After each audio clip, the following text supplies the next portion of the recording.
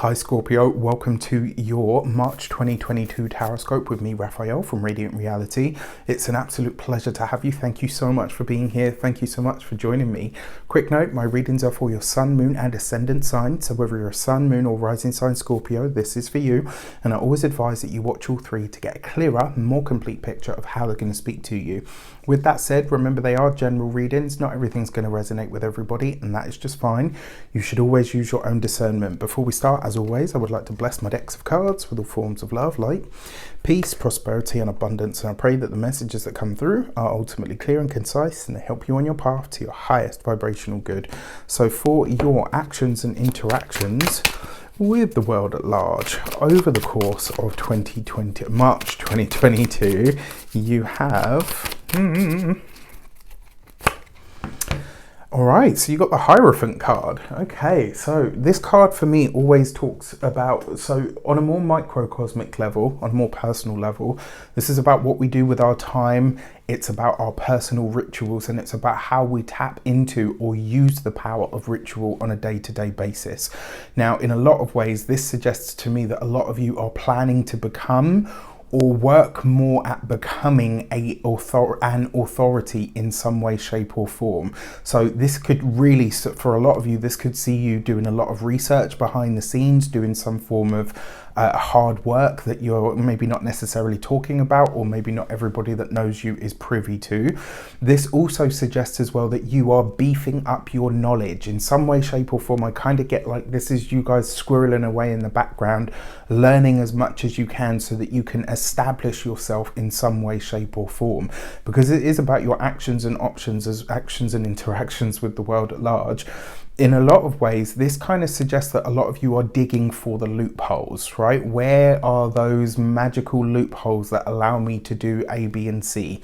This is about you maybe not necessarily going toe to toe with the system, but planning to build a better one, right? In some way, shape or form. So very powerful stuff.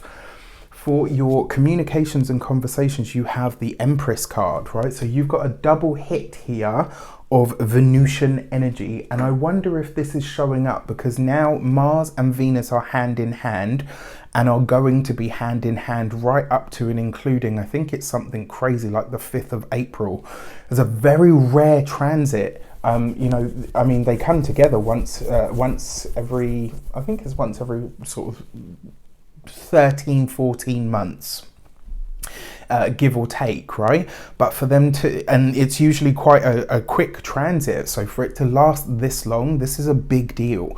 And what happens when we get a fusing of Venusian energy, so Venus, and Martian energy, Mars, your traditional ruler, I tend to favor more Hellenistic or ancient astrology. I like it. I think the system is simpler, but it has way more depth because it is simpler. I know that seems like an oxymoron, but trust me, if you delve into it enough, you'll see what I mean. So what happens here is Venus provides a buffer. She smooths off the edges of Mars and says, right, okay, if you're going to go in like a jackhammer, let's make sure that you're at least being precise, right? And Mars is giving Venus the oomph, or giving that sort of loving, harmonious, temperate kind of energy.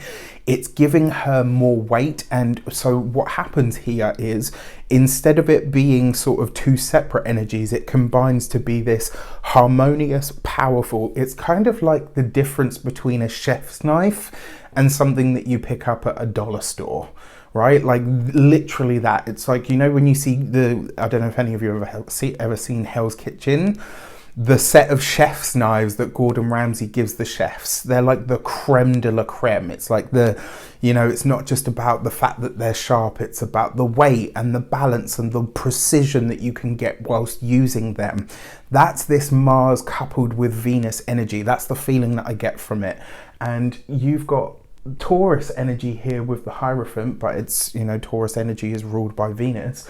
And you've got Venus here, right? And so Venus, you've actually got the Empress. in your communications and conversations, your ability to be diplomatic right now, your ability to speak hard truths in ways that really make a difference, your ability to hit the nail on the head, but in a way that is diplomatic, in a way that actually gets your message across without having to scream and shout and rant. Also, it gets you to see things from perspectives and points of view that maybe you've been missing up until now because you're so caught up. And this isn't a rant, I'm not telling you off, but maybe you've been caught up in the way that you feel about something and you're not really stopping to see how things affect other people. Well, this transit and these cards suggest that you're seeing things from different perspectives and you're able to find diplomatic and harmonious ways of stepping forward for everybody. Now, even more so than that, on a more practical level, this could literally be that you're beautifying your space. Maybe you are redecorating your home. Maybe for some of you, if you're preparing to sell a home, you could be really crossing the T's and dotting the I's in terms of the aesthetic, right? So if you walk into a home that's battered and dilapidated, you're not going to be, unless you're one of those people that can look beyond the aesthetics, right? Unless you're one of those people, when you see it, you're going to be like, oh, there's a lot of work to do here. I'm not sure I'm interested. Whereas if you walk into something and it's nice and it's pleasant and it's had a fresh lick of paint, you kind of think, you know what, I can just move in and then slowly but surely change it as I go. This suggests to me that a lot of you are doing this in some way, shape or form. Now, when it comes to the work, the profession, the career, this is your time, right? If there's something that you want to say, find the way to say it. Use that diplomatic energy. Your ruler, Mars, is currently in his sign of exaltation in Capricorn. And the fact that, yes, they are. Sorry, I had to double check there just to make sure. But the fact that they're together hand in hand in the sign of Capricorn means that there are diplomatic ways to challenge the status quo. And you can find them this month. Although actually they're hand in hand at the moment as I record this. As we come into March, they're going to move into Aquarius, which, yay! Yeah, I'm here for it. But even still, right? Even still, this energy is shown up for a reason, and I kind of feel like that's the message that you need right now. And when it comes to your heart and half, you've got the Five of Pentacles. So you've got this next to the Empress, right? So it does suggest for a select few of you that are partnered, married, or in long-term commitments, a partner could be losing a job or a revenue stream. It does suggest as well, because it's the Five of Pentacles, sometimes this can be minor accidents. So as an example, I'm a tarot reader. If I suddenly break my wrist tomorrow, I'm going to have a few problems, right? It's not going to be as easy for me to do my work, and so therefore I may end up being out of pocket for it. That's the Five of Cups in a nutshell. Now you couple this with the Empress card and it kind of suggests that whatever this is for the partner, whether it's the loss of a job, whether it is the loss of a revenue stream, maybe it's something that takes them out and they can't work for a while, it's quick, all right? The Empress is there, so she smooths off those edges. It's not going to be a major deal, all right?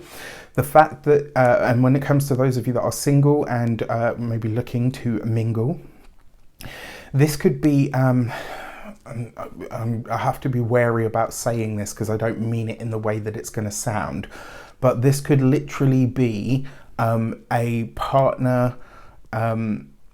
Maybe you meet somebody from a very different background or a very, I want to say class system, but you know, I don't buy into all of that. Like, I'm wealthy, so I'm better than you. Like, fuck that. I ain't got time for all of that. I really don't. But you could be meeting somebody who maybe is down on their luck, or maybe is going through a different, you know, like maybe you're here at this level and maybe they are down here and they're just at the start of their journey towards their wealth and their abundance. But there's something that you see in them. There's a meeting of minds, there's a meeting of energies, and it's like, okay, so your economic situation isn't the same as mine, but that doesn't make that, do you know what I mean? Like, it's like you're able to look past that. For your money and materials, you've got the Chariot card. This looks great for your finances, money and resources. In a lot of ways, I kind of feel like this relates to this. This is something that you're ready to get off the ground, maybe an idea that you have, a product or a service that you want to launch, maybe even a promotion or a job that you're choosing to go for. This does fall next to the Five of Pentacles, which tells me that if a partner is out of work, they're not going to be out of work for long. It will be quicker than you expect, and it will be maybe even quicker than they expect as well. And it might be for a select few of them that they walk out, or maybe the job that they have now ends and they walk into something so much better. All right, so stick with it. Your first week of the month, you've got the Sun card here with that Hierophant card.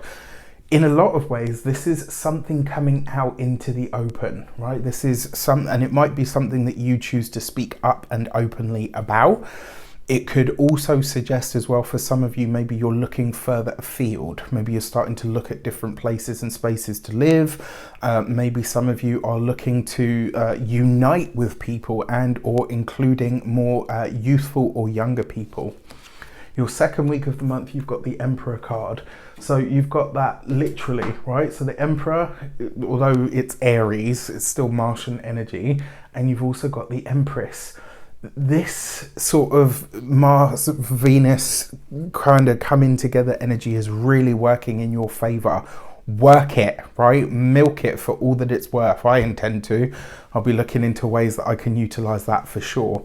Underneath the Empress here, it's like you're able to say what needs to be said, but you're saying it in a way that is more diplomatic, and more importantly, this is you gathering or gaining different perspectives. So it's kind of like you're not just, well, this is what I think about it. You're actually seeing, and it might be that something comes up or something is said to you that makes you think, wow, okay, I hadn't actually considered that part of this or this perspective. So the knowledge that you gain, it might be uncomfortable, because then you realize, actually, you know what, I've been giving other people a hard time. I haven't even stopped to consider what, you know, the implications of what I'm talking about might mean for them. So it's just a really interesting vibe, and I kind of feel like there'll be a lot of learning on both sides here. For your third week of the month, you've got the Moon card. So this third week of the month, as Mars comes into Aries, just watch out. Partnerships, relationships. I don't think the relationship itself is taking the hit, but I do feel like the partner is taking a hit in some way. Maybe, like I said, it could be their work, it could be their job, it could be their profession, it could even be, touch wood, and you know, if any of them, for those of you that have partners that work at night, that work night shifts, you know, as a bouncer on a door, maybe night shift at a hospital or anything like that, those are the ones that you want to ask to be extra careful this month, all right? Especially around this third week of March. For your fourth week of the month, you've got the Temperance card right underneath the Chariot. And these are both cards in effect of balance, right?